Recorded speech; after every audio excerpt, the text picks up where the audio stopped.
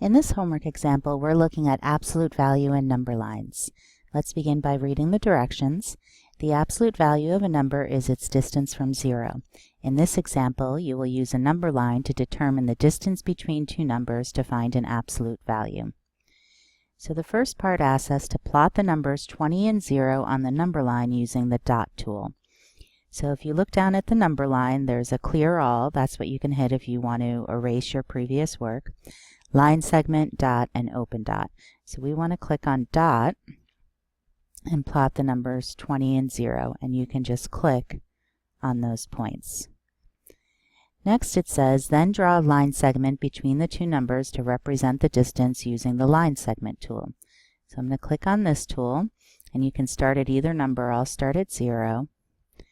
And now this represents the distance between those two numbers. This segment has length 20.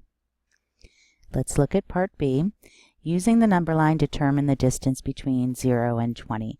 So that distance is the length of this line segment, and we're going to write this over here, B. The length of that line segment is 20. Now let's look at part C. Plot the numbers -20 and 0 on the number line using the dot tool. So this is just like the last one. We need the dot tool, but now we're doing -20 and 0.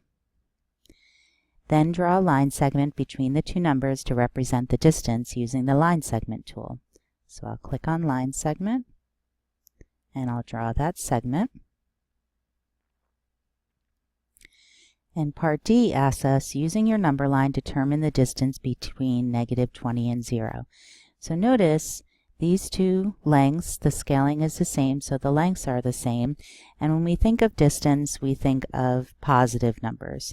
So the distance between -20 and 0 is 20. Now it asks, use your number lines to compute the absolute values given in symbolic notation. So for E, the absolute value of 20 is asking us what is the distance of 20 from 0, and that will be 20. And the second part, this says the absolute value of -20.